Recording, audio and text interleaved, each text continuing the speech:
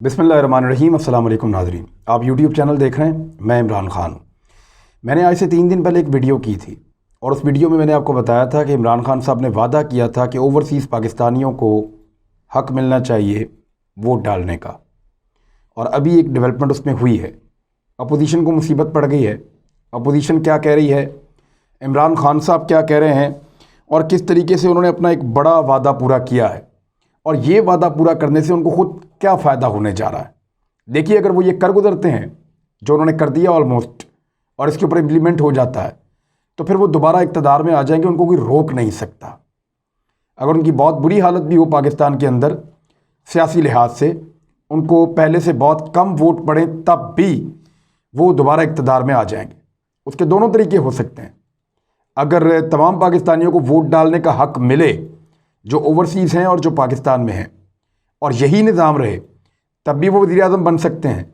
लेकिन अगर कोई मुतबादिल निज़ाम आ गया, क्योंकि इस निज़ाम से लोगों का एतबार उठ रहा है, इस निज़ाम में इंसाफ ख़ास लोगों को मिलता है, NRO ख़ास लोगों को मिलता है, डील ख़ास लोगों को मिलती है, हालात ख़ास लोगों के लिए मुवाफ़िक होते हैं, तो ये निज़ाम से लोगों का एतबार उठता जा रहा है।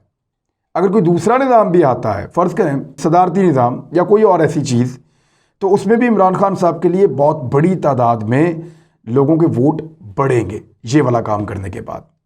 मैंने कहा था कि ओवरसीज़ जो पाकिस्तानी है उनको वोट का हक़ देने का फ़ायदा पाकिस्तान तहरीक इंसाफ को होगा, क्योंकि ओवरसीज़ वोटर्स अगर वोट डालें तो वो ज़्यादा वोट इमरान ख़ान को डालेंगे, ये सब जानते हैं। अगर ओवरसीज़ वोटर ज़्यादा वोट नवाज शरीफ साहब को डालते तो वो बहुत पहले ये कर चुके होते कि ओवरसीज़ जो पाकिस्तानी है उनको वोट का हक़ दे देते। अगर जरदारी साहब को 50% वोट भी पड़ने होते या 40% भी पड़ने होते ओवरसीज़ के, तो वो बहुत पहले ओवरसीज़ पाकिस्तानियों को ये हक़ दे चुके होते। लेकिन जो बैरून मुल्क पाकिस्तानी हैं उनके 20% वोट भी इन दोनों को नहीं पड़ते और बहुत ज़्यादा तादाद में वोट इमरान ख़ान साहब को पड़ते हैं।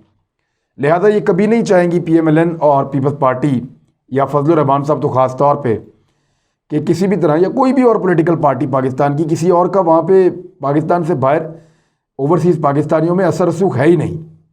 या तो पाकिस्तान तहरीक इंसाफ का है या परवेज़ मुशर्रफ साहब का है, और उसके बाद PMLN आती है, लेकिन बहुत नीचे है, पीपल्स पार्टी किसी खाते में ही नहीं है। तो इस सूरत हाल में ये क्यों चाहेंगे कि ओवरसीज़ पाकिस्तानियों को वोट डालने का हक़ मिल जाए।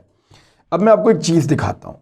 जो कानून बनाया गया था PMLN के दौर में और जो अब पाकिस्तान तहरीक इंसाफ के दौर में हुआ है, अगर इसका फ़र्क आप जान लें तो आप हैरान हो जाएंगे। 2017 में इलेक्शन एक्ट बना था, अब उसके अंदर एक तरमीमी ऑर्डिनेंस लाया गया है। सदारती ऑर्डिनेंस है, क्योंकि तरमीम करवाने के लिए जाएंगे 2/3 अक्सरियत इनके पास है ही नहीं, तो आइन में तरमीम तो कर नहीं सकते इमरान ख़ान साहब अकेले, अक्सरियत नहीं है, हाथ बंधे हुए हैं, तो वो सदारती ऑर्डिनेंस लेकर आते हैं। ये जो सदारती ऑर्डिनेंस लाया गया है इलेक्शन एक्ट 2017 में, इसका फौरी तौर पे इतलाक़ हो जाएगा और ये लाजमन होगा, याद रखिएगा। इसके 2 सेक्शन हैं जिनके अंदर तब्दीली की गई है। PMLN ने क्या किया था, कैसे चक्कर दिया था पूरी कौम को बाकी जमातों के साथ मिलकर, पीपल्स पार्टी भी उसमें थी, और PTI ने अब क्या किया है, दोनों चीज़ें आपके सामने रख देता हूँ। इसका एक सेक्शन 94 है और उसका सब सेक्शन 1 है, और इसी तरह एक सेक्शन 103 है। इन दोनों के अंदर तरमीम हुई है। मैं आपको दोनों पढ़ के बता देता हूँ। पहले तो 94(1) में आप देखें कि मुस्लिम लीग नून ने पहले देखें क्या किया था पीपल्स पार्टी के साथ मिलके।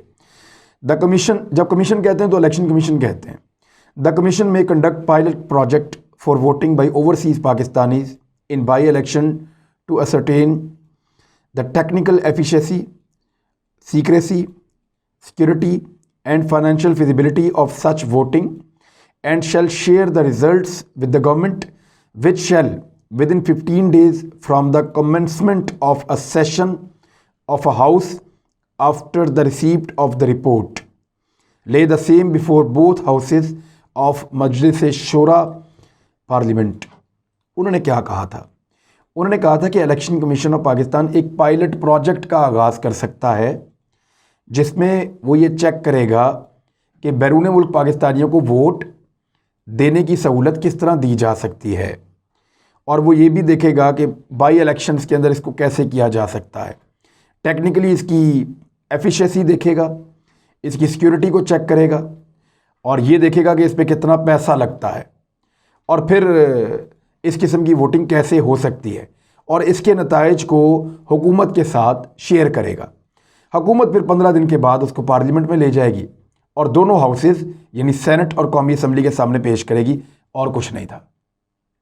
यानी एक एक्सरसाइज बताई गई थी कि इलेक्शन कमीशन कर ले, हमें दे दे, हम पार्लियामेंट में ले जाएंगे, फिर सोचेंगे क्या करना है। अब पीटीआई ने उसको कितना क्लियर किया ओवरसीज़ पाकिस्तानियों के लिए ख़ास तौर पे बता रहा हूँ।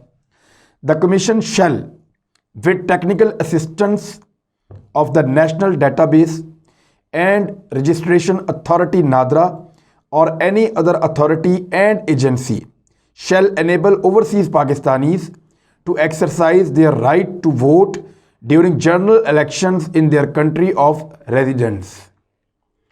क्लैरिटी आप देखें, इन्होंने कहा कि इलेक्शन कमीशन ऑफ पाकिस्तान तकनीकी मदद लेगा किससे? नादरा से, रजिस्ट्रेशन अथॉरिटी से, किसी भी और दूसरी अथॉरिटी से या किसी भी एजेंसी से। यानी इलेक्शन कमीशन और पाकिस्तान को उन्होंने पूरा इख्तियार दे दिया कि आपने जिस एजेंसी से, जिस इदारे से आपको सपोर्ट चाहिए, दाखिला से, नादरा से, रजिस्ट्रेशन अथॉरिटी से, कहीं और से, आपको जहां से मदद चाहिए वो सब आपको मदद देंगे। और आपने करना क्या है? आपने ज़रूर जो पाकिस्तानी बैरून मुल्क रहते हैं, ओवरसीज़ पाकिस्तानी, उनको ये हक देना है कि वो अपने वोट का इस्तेमाल कर सकें उन्हीं मुल्कों में रहते हुए। ये है जी पाकिस्तान तहरीक इंसाफ का कितना क्लियर है। उन्होंने कहा नहीं, हमें ना ला के दें, गवर्नमेंट को ना ला कर दें, पार्लियामेंट में ना भेजें, आप हमारी बहस ना करवाएं इसके ऊपर, आप सीधा सीधा ओवरसीज़ पाकिस्तानियों को वोट देने का आपने हक देना है, उसका तरीकाकार आप बनाएं। और ये आप बात किससे करेंगे? तमाम एजेंसीज और तमाम महकमे आपको सपोर्ट करेंगे इसमें। बस आप ओवरसीज़ पाकिस्तानियों को वोट का हक देंगे, ये हुक्म जारी कर दिया। ये ऑर्डिनेंस आ गया है, तरमीमी ऑर्डिनेंस। अब दूसरी चीज़ आप देखेंगे, एक और चीज़, ये तो था कि ओवरसीज़ पाकिस्तानियों को वोट का हक। दूसरी बात थी कि जो ईवीएम्स हैं, इलेक्ट्रॉनिक वोटिंग मशीन्स, जिनमें धांधली नहीं हो सकती, इस पे पीएमएलएन का क्या कहना था, पीपल्स पार्टी और पीएमएलएन का, और आज पीटीआई ने जो ऑर्डिनेंस दिया उसमें उन्होंने क्या कहा, ये दोनों मैं आपको पढ़ के सुना देता हूँ, आप उसका फ़र्क भी जान लीजिएगा। लेकिन फिर मैं बताऊँगा कि इस वक्त एहसन इकबाल साहब क्या कह रहे हैं। द कमीशन में कंडक्ट पायलट प्रोजेक्ट, इसी तरह उन्होंने कहा कि एक पायलट प्रोजेक्ट शुरू करे commission, utilising of electronic voting machines and biometric verification system in by election in addition to the existing manual procedure for voter verification, casting and counting of votes to assess the technical efficiency, secrecy, security and financial feasibility of the electronic voting machines and biometric verification system, and shall share the result with the government, which shall within 15 days from the commencement of a session of a house after the receipt of the report lay the same before both houses of Majlis Shura Parliament। वो कह रहे हैं कि election commission क्या करेगा, वो एक और पायलट प्रोजेक्ट करेगा, एक और कोशिश करेगा कि इलेक्ट्रॉनिक वोटिंग मशीन्स को और बायोमेट्रिक वेरिफिकेशन सिस्टम को इस्तेमाल करे। वोट डालने की जो मशीनें उनको ज़रा तजुर्बाती तौर पे इस्तेमाल करे, लेकिन उनके साथ साथ जो पुराना वोटिंग का तरीका है उसको भी इस्तेमाल करे और ये बताए कि ये तरीका कितना बेहतर है और इसके अंदर ये देखे कि पैसे कितने लगते हैं, एफिशिएंसी कितनी है, सिक्योरिटी कितनी बेहतर है, और ये सारी चीज़ें हमें लाकर गवर्नमेंट को दे दे। फिर गवर्नमेंट क्या करेगी? फिर गवर्नमेंट 15 दिन के अंदर इसको पार्लियामेंट में ले जाएगी और दोनों हाउसेज सेनेट और कौमी असम्बली के सामने रख देगी। फिर आगे कुछ भी नहीं है और गवर्नमेंट इसमें कोई बाउंड नहीं है कि उसको ये हर हाल में करना है। तो आपने अंडरस्टैंड कर लिया कि पीएमएलएन ने दोनों चीज़ों को एक ही तरह से हैंडल किया, सिर्फ उनका नाम लिया लेकिन दोनों चीज़ों को प्रैक्टिकली किया नहीं, ना इलेक्शन कमीशन को ये करने का हुक्म दिया। अब देखें पाकिस्तान तहरीक इंसाफ ने जो ऑर्डिनेंस जारी किया सदारती, इलेक्ट्रॉनिक वोटिंग, सिर्फ एक लफ्ज़ लिखा, electronic voting. The commission shall procure, commission खरीदेगा electronic voting machines, EVMs, commission को खरीदनी होंगी electronic voting machines for casting of votes in general election. बस सादी बात है, 2 लाइन के अंदर उन्होंने कर दिया। उन्होंने कहा जी कमीशन को इलेक्ट्रॉनिक वोटिंग मशीन खरीदनी है, जनरल इलेक्शन के लिए, बात ख़त्म। उन्होंने नहीं कहा कि जाके चेक करो कितने की आती हैं, क्या होता है, कैसे होता है, कौन सा चक्कर है। वो देखें, जब खरीदारी होगी तो पता चल ही जाएगा कितने की आती है। और जब हुकूमत ख़रीदने के लिए पैसे देगी तो चेक एंड बैलेंस तो होता है। तो मामला ये है कि आप इतने सारे चक्रों में डाल देते हैं कि ये काम करना या नहीं करना, ऑफिसर इसी के बीच में फंस जाते हैं। जहां क्लियरली कह दिया कि इलेक्ट्रॉनिक वोटिंग मशीन लाई जाए और उनसे वोटिंग करवाई जाए, बस। और ऊपर कह दिया सादा कि भाई ओवरसीज पाकिस्तानियों को वोट देने का उनका हक हमने देना है, उसके लिए आपको जिसकी मदद चाहिए आप ले लें, लेकिन ये हक उनको आप दे दें। ये दो चीज़ें हो गई। इन दोनों के अंदर तरमीम हुई है, एक 103 में और एक 94(1) में। और ये 2017 का जो इलेक्शन एक्ट है ये उसके अंदर तरमीम हुई है। अब सुने ज़रा एहसन इकबाल साहब क्या कह रहे हैं, उनके एतराज़ात सुनेंगे आप हैरान हो जाएंगे कि अल्लाह ताला ने उनको कितनी समझ दी है। इलेक्ट्रॉनिक वोटिंग सिस्टम पर शदीद तरीन तहफ़्फ़ुज़ात का उन्होंने इजहार कर दिया। उन्होंने कहा कि इलेक्ट्रॉनिक वोटिंग सिस्टम से इलेक्शन में गैर मुल्की मुदाखलत का दरवाज़ा खुल जाएगा। नंबर एक चीज़ आप नोट कर लें कि गैर मुल्की मुदाखलत, मैं आपको बताता हूँ। नंबर दो, उन्होंने कहा कि ये मसला बैरून मुल्क पाकिस्तानियों को वोट का हक देने का नहीं है, ये मसला इंतखाबी निज़ाम की सिक्योरिटी का है। ये दूसरी बात की। उसके बाद उन्होंने कहा कि गैर मुल्की एजेंसियां और ताकतें हैकिंग के ज़रिए इंतखाबी अमल सबुताज करेंगी तो इंतखाबात की शफाफियत पर सवाल उठेगा। फिर उन्होंने कहा, मुतालबा किया कि सियासी जमातों को बुलाए हुकूमत और IT एक्सपर्ट को बुलाए और शफाफ इंतखाबात को यकीनी बनाया जाए। और सबसे बड़ा स्टेक होल्डर जो है वो इलेक्शन कमीशन है, लिहाजा इलेक्शन कमीशन जो है वो इत्तफाक राय पैदा करे, हुकूमत इसमें क्या करती है। बहरहाल ये धांधली का मंसूबा है, एहसन इकबाल साहब कह रहे हैं। मैंने आपको थोड़े दिन पहले समझाया भी था। उन्होंने कहा कि गैर मुल्की मुदाखलत होगी, कैसे होगी? उन्होंने कहा कि हैकिंग के ज़रिए होगी। मैंने आपको ये बताया था कि जो ये मशीन है EVM, ये इंडिया में भी चल रही है, अमेरिका में, कई और मुल्कों में चलती रही है। इस मशीन के अंदर किसी किस्म की इंटरनेट डिवाइस नहीं होती, इसके अंदर किसी किस्म का वाईफाई नहीं होता, इसके अंदर किसी किस्म का जो है वो कनेक्शन नहीं होता, ब्लूटूथ भी नहीं होती, ये किसी और मशीन के साथ जुड़ ही नहीं सकती। इसके साथ बिजली की भी अपनी ज़ाती बैटरी होती है और ये मशीन पैक होती है। पुराने ज़माने का आपने कैलकुलेटर देखा होगा, उसको छुए बगैर या उसको खोले बगैर आप उसमें कोई तब्दीली नहीं कर सकते थे। आप उस कैलकुलेटर को आज भी दुनिया के जदीद तरीन निज़ाम मिल के पुराने ज़माने के उस कैलकुलेटर को हैक नहीं कर सकते। वजह, ना उसमें इंटरनेट है, ना ब्लूटूथ है, ना उसके अंदर वाईफाई है। ये चीज़ें होना ज़रूरी हैं हैकिंग के लिए। मैंने उस दिन भी समझाया था, पता नहीं समझ नहीं आती लोगों को, कि ये मशीनें हैक इसलिए नहीं हो सकती कि इन मशीनों के अंदर कोई ऐसी डिवाइस नहीं है कि बाहर से कोई इसके अंदर मुदाखलत कर सके। फिर मैंने आपको यह भी बताया था कि इसको हैक करने के सिर्फ दो तरीके हैं। यानी बैरून मुल्क से मुदाखलत कौन कैसे करेगा, कहाँ से हैकिंग होगी? और IT एक्सपर्ट्स को आप बुला रहे हैं, बुलाएं, वो आके क्या देखेंगे इसमें?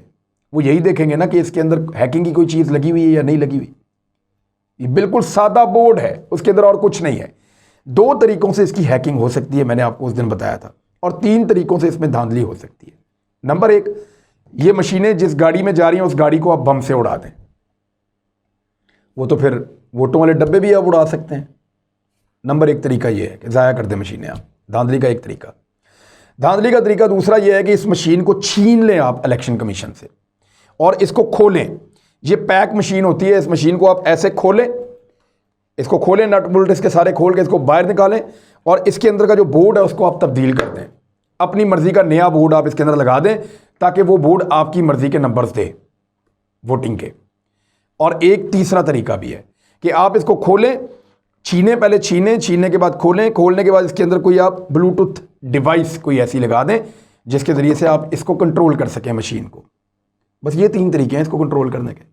या तो बम से उड़ा दें, चोरी करके ले जाके ज़ाया कर दें, या इसको छीनने के बाद इसके अंदर कोई डिवाइस लगा दें, या इसको छीनने के बाद इसका बोर्ड तब्दील कर दें। हर हाल में आपको ये छीननी पड़ेगी मशीन, और जो इस मशीन को छीनेगा वो डब्बा भी छीन सकता है, वो थैला भी छीन सकता है। तो ये सेफेस्ट तरीका है, इसके अंदर कोई ऐसी चीज़ नहीं है। भारत की आबादी पाकिस्तान से बहुत ज़्यादा है, वो इस मशीन को इस्तेमाल करते हुए लगातार बेहतर इलेक्शन करवा रहा है। और वहाँ धांधली के इतने इल्ज़ामात भी नहीं लगते। तो मेरे ख्याल में पाकिस्तानियों को समझना चाहिए इमरान खान साहब ने एक बड़ा वादा पूरा किया है और अपोजिशन को मुसीबत इसलिए पड़ गई है कि उनके जाली वोट जितने भी हैं वो सारे ज़ाया हो जाएंगे अगर इलेक्ट्रॉनिक वोटिंग मशीनें आ गई तो। और इमरान खान साहब के लिए दोबारा फिर रास्ता खुल जाएगा क्योंकि 90 लाख वोटर बाहर से आ रहा है।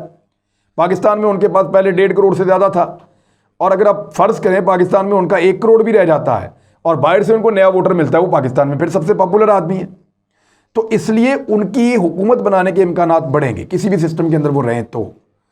इसलिए अपोजिशन को मुसीबत पड़ी हुई है और इमरान खान साहब इसीलिए इसको जानबूझकर करना चाहते हैं कि ओवरसीज़ के अंदर अभी तक उनकी इज्जत बाकी है। पाकिस्तान के अंदर तो बहुत सारे लोग उनके खिलाफ भी हो गए। ये सारा इशू था, मैंने आपके सामने रखा। और खुशखबरी है ओवरसीज़ पाकिस्तानियों के लिए, उनको मुबारक हो। और उन पाकिस्तानियों के लिए भी जो बेचारे धांधली का रोना उनकी पॉलिटिकल पार्टीज रोती हैं, वो बेचारे परेशान रहते हैं, चाहे वो PTI के हों, चाहे PMLN के हों, चाहे वो पीपल्स पार्टी के हों, वो बेचारे परेशान ही रहते हैं। हर एक के लिए, हर जमात के लोग एहतजाज के लिए निकलते हैं। तो उनको इन मशीनों के आने के बाद ऐसा नहीं करना पड़ेगा। अब तक के लिए इतना ही। अपना ख्याल रखिएगा, अपने इस चैनल का भी। अल्लाह हाफ़िज़।